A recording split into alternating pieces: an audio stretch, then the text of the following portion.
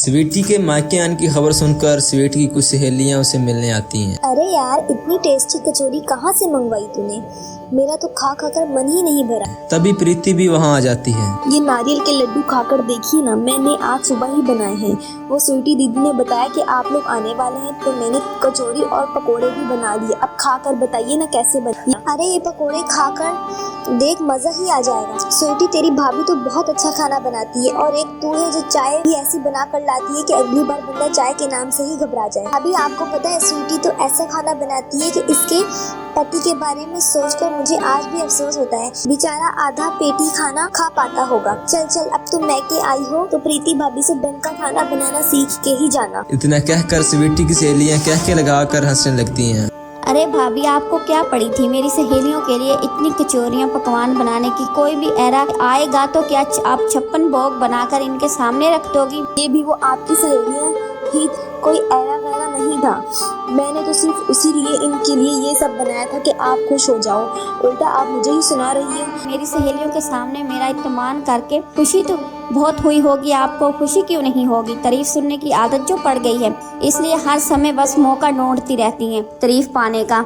आपसे अच्छी तो प्रिया भाभी हैं, कम से कम अपने काम से काम तो रखती हैं। आपकी तो आदत है सबके काम के बीच अपनी नाक घुसाने की। ये क्या बात हो गई बेटा, क्यों इतनी नाराज हो रही हो? मम्मी जी, जो आपकी लाडली बहू है ना, इसने मेरी सहेलियों के सामने मेरी बेइज्जती करवा रही। इसके बाद स्वीटी पुष्पा को सारी बातें बताकर जोर जोर से रोने लगती हैं। अरे बेटा, इसने तो मेरे भी नाक में दम कर रखा है। कल सोसाइटी में औरतें बोल रही थी कि सास को देखो कभी सीधे मुंह बात तक नहीं करती, और एक छोटी बहू है जो सोसाइटी की कोई भी बुजुर्ग औरत दिख जाए तो पैर चोया बना रह सकती है। अरे मैं पूछती हूँ, क्या जरूरत है फालतू में सबके पैरों में गिरने की? आप किसी से कम हो क्या?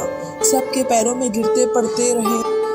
सास और नंद की इस तरह की बातें सुनकर प्रीति का दिल छलनी हो जाता है। रूसी होकर अपने कमरे में लौट गई। वो पूरी कोशिश करती है कि परिवार में किसी के भी बारे में ना सोचकर बस अपने काम से मतलब रखे। इन इच्छाई तो मानो कि बीमारी बनकर इसके अंदर समाई हुई थी।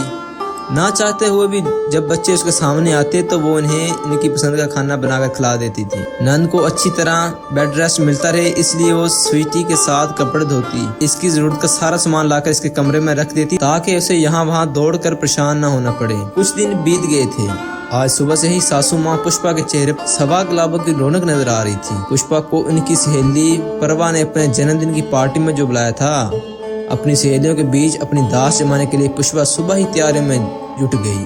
जी लाइए, मैं आपको रेडी कर देती हूँ। आप पार्टी में सबसे सुंदर लगेंगी। तो क्या आ रही है, तू कर दे, ठीक है, लेकिन ध्यान रहा है मुझे ज्यादा मेकअप नहीं चाहिए, बस नेचुरल सालू होना चाहिए। अरे माँ जी, आप बैठी तो सही, अभी आपको बिल्कुल चेंज कर रही थी। प्रीति पुष्पा का खूब बढ़िया सा मेकअप कर देती है। तब सुसर जी घर के अंदर आते हैं। बेटा जरा पुष्पा आंटी को तो बुलाना। अरे क्या बकवास कर रहे हो जी, मैं ही तो पुष्पा हूँ। अगर तुम ही पुष्पा हो तो बूढ़ी गोरी लाल लगाम क्यों बनी हुई हो? वही तो मैं देखकर कह ही नहीं सकता। तो तुम्हारी उम्र 62 साल है। अरे मैंने तो पहले ही कहा था प्रीति से कि मुझे ज्यादा मेकअप होते पसंद नहीं, लेकिन ये मेरा मजाक उड़वाए बिना मान नहीं। किस गाड़ी में ये संस्कारों की पोटली मेरे गले में बंध गई? ऐसा कोई काम हो ही नहीं सकता जिसमें ये टांग ना उड़ाए।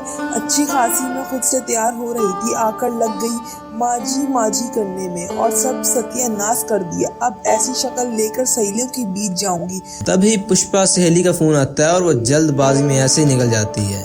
बच्चों को लेकर हुई बहस के बाद प्रिया प्रीति से बात नहीं करती थी। बच्चों के 3 दिन में एग्जाम शुरू होने वाले थे और प्रिया बैंकों की चपेट में आकर बिस्तर पर पड़ी हुई थी। प्रीति का दिल तो बहुत जाता कि वो जाकर जेठानी के हाल पूछे, लेकिन अपनी भलाई का कई बार बुरा अंजाम होता देख चुकी थी, इसलिए चुप रहकर अपना काम करने में ही उसने भलाई समझी। स्वीटी दीदी, आप बच्चों की पढ़ाई करवा देंगी क्या? मेरी तो बिल्कुल हिम्मत नहीं हो रही ना जाने इस बार क्या होगा। मैं तो बिल्कुल समय ही नहीं दे पा रही बच्चों को। अरे भाभी, मैं यहाँ आराम करने आई हूँ, आप मुझे काम मत बताइए। मेरे बस का नहीं है बच्चों के साथ दिमाग खाना। कि मैंने उस दिन प्रीति को भुला पूरा ना कहा होता, आज वो बच्चों की जिम्मेदारी खुशी खुशी संभाल लेते हैं। तभी प्रीति वहाँ जाती है। आप फिक्र करना बंद कर दीजिए भाभी, मैं अभी भी बच्चों की जिम्मेदारी खुशी खुशी संभालने के लिए तैयार हूँ। आप बस आराम करें और जल्दी से ठीक हो जाइए। बच्चों की फिक्र बिल्कुल मत कीजिए, इनकी चाची है ना इनके पास। मैं कितनी बुरी माँ हूँ, मैं अपने बच्चों के लिए कुछ नहीं कर पा रही हूँ। मुझे माफ कर दो प्रीति, तुम्हारी अच्छाई देखकर मुझे जलन होने लगी थी। माँ हूँ तब भी मैं बच्चों के लिए इतना नहीं कर पा रही थी, ना तू चाची होकर कर लेती थी, इसलिए मैं तुमसे जलने लगी, मुझे चिढ़ होने लगी थी और इसलिए मैंने तुमसे झगड़ा किया। जब तुम बड़ी बहू को अकल आ ही गई है तो पुष्पा तुम भी अपनी गलती स्वीकार करके बहू से माफी मांग लो। मैंने सुबह ही तुम माँ बेटे की सारी बातें सुन ली थी। मैं जानता हूँ कि मन ही मन में तुम भी छोटी बहू से की हुई बातों के लिए परेशान हो। आप ठीक कहते हैं प्रीति बेटा, माफ करना। इस दिन तेरे मेकअप करने के बाद मैंने तुझे बहुत बुरा भला कहा, लेकिन मेरी सहेली के यहाँ सबको मेरा मेकअप इतना पसंद आया कि इतनी सारी, और तुम में मुझे ब्यूटीफुल का अवार्ड भी मिला। ये देखे, मुझे नाम में ये पेंडेंट मिला है।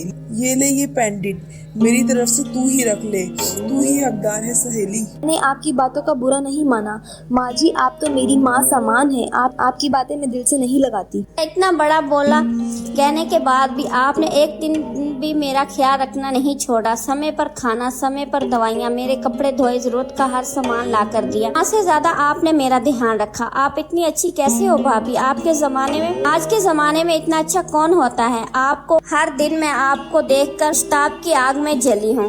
बेटा तेरी सास और नंद तो बहुत पहले से तुझसे माफी मांगना चाहते थे, लेकिन हिम्मत ही नहीं कर पा रहे थे। इसलिए आज जब प्रिया बहू को तुझसे माफी मांगते देखा तो मैंने इन दोनों को भी बुला लिया। आपने बहुत अच्छा किया पिताजी, मिलजुल कर रहने में जो मजा है वो किसी और बात में कहाँ।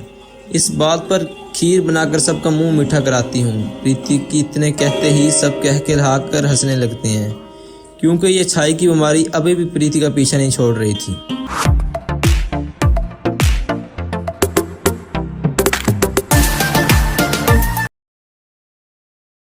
अपने कपड़े उठाकर तो ला जमीन पर ही पड़े रहेंगे क्या ऐसे ही? नीता कहती रहती है लेकिन कराल कुछ करता नहीं। उस समय नीता जमीन से कपड़े उठाती है और देखती है कि कराल सोया हुआ है। ए भगवान, इस लड़के को अकल कब आएगी? इनके साथ बस कपड़े निकाल कर फेंक दो और सो जाओ। कोई होश नहीं है, कभी भी बेड पर चादर नहीं रहती। क्या करूं इस लड़के का? नीता जाकर कराल को हिलाती है और कहती है, अरे बेटा उठ जा, पहले कुछ खा ले। माँ अभी सोने दो ना मुझे।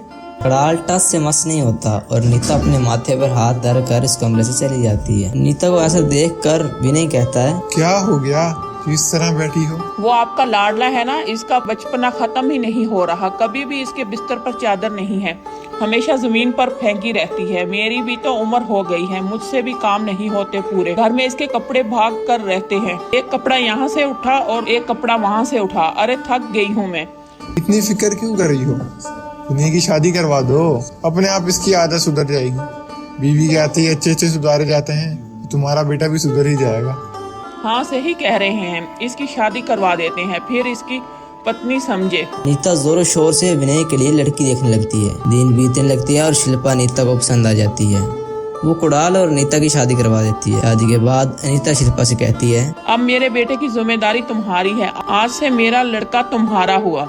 माँ जी मैं अपनी सारी जिम्मेदारी अच्छे से निभाऊंगी। शादी के अगले दिन शिल्पा नहा धोकर रसोई में चली जाती है। रसोई का काम खत्म करके जैसे शिल्पा अपने कमरे में जाती है तो देखती है कि उसके बिस्तर पर गीला टॉवल रखा हुआ है और चादर जमीन पर पड़ी है और कुणाल के कपड़े कुर्सी पर बिखरे पड़े हैं।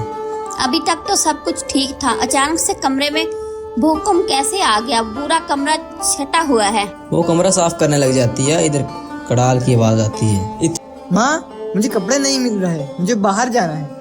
अरे बेटा शिल्पा आ गई है ना, फिर भी तू मुझे परेशान कर रहा है। शिल्पा दे देगी ना, इससे कह दो तो। क्या माँ, शिल्पा गई तो अपनी माँ से कुछ कह भी नहीं सकता हूँ? ऐसा नहीं है, मेरे बच्चे हैं। इतने में शिल्पा कुणाल के कपड़े निकाल कर नीचे ले जाती है और कहती है, लाओ लाओ, मैंने बहुत देखा लेकिन मुझे मिला ही नहीं। तू कभी ठीक से देखता ही कहाँ है, सब चीजें तुझे हाथ में ही चाहिए होती हैं।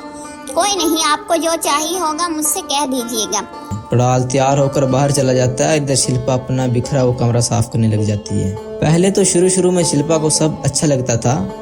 शिल्पा भाग कर कुणाल के सारे काम करती थी।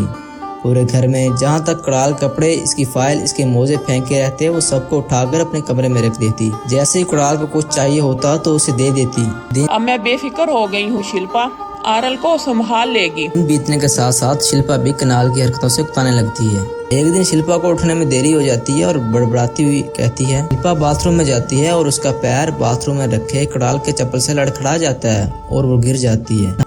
वॉशरूम में चप्पल भी छोड़ देते हैं, गजब का इंसान है ये। हाथ धोकर शिल्पा अपने कमरे से निकलकर बाहर आती है और देखती है कि कुणाल नाश्ता कर रहा है।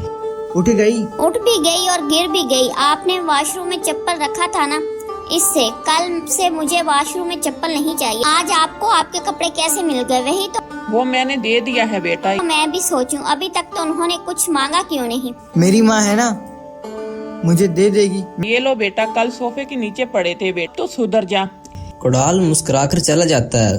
अगले दिन शिल्पा छत की सीढ़ियों से उतर रही होती है और सीढ़ियों पर ही कुणाल के मोजे पड़े थे।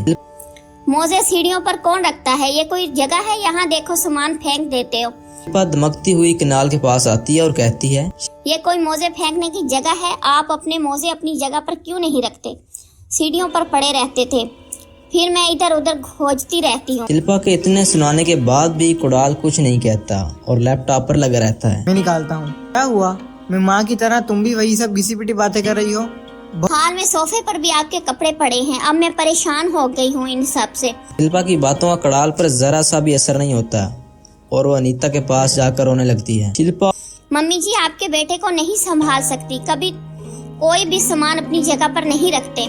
इस तरह कुणाल नहीं सुधरेगा बेटा, मुझे कुछ करना होगा जिससे इसे अकल आ जाए। कल से तो इसके कपड़े, जूते, कपड़े कुछ भी नहीं उठाएगी, ना ही अपने कमरे को साफ करेगी, और मैं भी इसका कोई काम नहीं करूंगी। तब जाकर इसे समझ में आएगा कि वो क्या गलती कर रहा है। मम्मी जी आपका बेटा इतना सीधा नहीं है जो इतनी आसानी से सुधर जाएगा। मुझे नहीं लगता कि इन्हें कोई फर्क पड़ेगा इन सब से। अरे कोशिश करके देख लेता है, इसमें बुरा ही क्या। अब अपना काम। और अनीता एक हो जाती है। शाम को रोज की तरह कुणाल घर आता है और अपना बैग सोफे पर फेंक देता है। अपने कपड़े बदलकर बेड पर लेट जाता है। बहुत थक गया हूँ, आज घर का खाना खाने का मन नहीं कर रहा, पिज्जा ऑर्डर कर देता हूँ। कुणाल पिज्जा ऑर्डर कर लेता है। थोड़ी देर में डिलीवरी बॉय पिज्जा लेकर आता है। शिल्पा, शिल्पा गेट खोलो, पिज्जा बॉय आ गया होगा। शिल्पा कोई जवाब नहीं देती। क्या हुआ शिल्पा, कुछ बोल क्यों नहीं रही? बाहर डिलीवरी बॉय गेट पर खड़ा होगा, गेट खोलो। अनीता भी कोई जवाब नहीं देती। दोनों सास बहू एक कमरे में बैठी रहती हैं और एक दूसरे से कहती हैं, हम खुद करेगा तब इसे समझ में आएगा कि हमें कितना दौड़ाता है ये लड़का। क्या आज कोई सुन नहीं रहा? शिल्पा यार, मुझे ही जाना होगा। पिज्जा लेकर अपने कमरे में चला जाता है और खाकर पिज्जे का बॉक्स अपने बेड पर ही रखकर वहीं सो जाता है। रात को जब शिल्पा अपने कमरे में सोने जाती है तो पिज्जे का डब्बा देखकर उसका दिमाग जलने लगता है। पड़े रहने दो, मुझे क्या है, मैं भी नहीं फेंकूंगी। अगले दिन कुणाल उठता है और नहा धोकर अपना टॉवल बेड पर ही फेंक देता है। कुणाल का बिस्तर किसी कचड़े से कम नहीं लगता। आज लेट हो गया ऑफिस से। और शिल्पा माँ, मेरे मोजे नहीं मिल रहे। अब पता नहीं बेटा, मेरी तो तबीयत ठीक नहीं है। छोड़ो, मैं बाजार से नया ले लूंगा। अनीता और शिल्पा भी इस तरह गंदगी में रहने लगते हैं और एक हफ्ता बीत जाता है। मम्मी जी एक हफ्ते से मेरे बेड पर पिज्जे का डब्बा पड़ा है, रोज आराम से इसी में सो जाता है। वो कभी नहीं सुधरने वाले, लेकिन हम दोनों को गंदे में रहने की आदत हो गई है। पूरे घर में इनके कपड़े ही कपड़े हैं, सारे धोए हुए कपड़े अब गंदे हो गए हैं। एक भी कपड़ा अलमीरा में नहीं बचा। अब जब धुले कपड़े नहीं मिलेंगे तो वो खुद खोज कर सारे कपड़े धोएगा, क्या पहनेगा। रात को अनीता देखती है कि कुणाल बहुत सारे कपड़े खरीद कर ले आया है। बेटा ये सब क्या है, तेरे पास तो इतने सारे कपड़े हैं। सारे कपड़े भी गंदे हो गए हैं और मिल भी नहीं रहे कि कहाँ पड़े हैं। रहने दो ना, कौन ही अब खोजेगा। मुझे तो बहुत खुशी है कि तुम और शिल्पा मेरी तरह बन गए हो। अनीता और शिल्पा अपना माथा पकड़ लेती हैं। नहीं सुधरेगा, कुछ लोग आदत से मजबूर होते हैं और हमें इनके लिए अपनी आदत नहीं छोड़नी चाहिए। मम्मी जी पूरा घर कचरे के ढेर से कम नहीं दिख रहा। और अनीता शिल्पा से कहती है। अनीता और शिल्पा पूरा घर की सफाई करने में लग जाती हैं। कुणाल के एक एक कपड़े खोज कर इसे धोकर वापस इसकी अलमीरा में लगा देती है। अब पूरी जिंदगी इसी तरह हम दोनों को इनके काम करने पड़ेंगे मम्मी जी।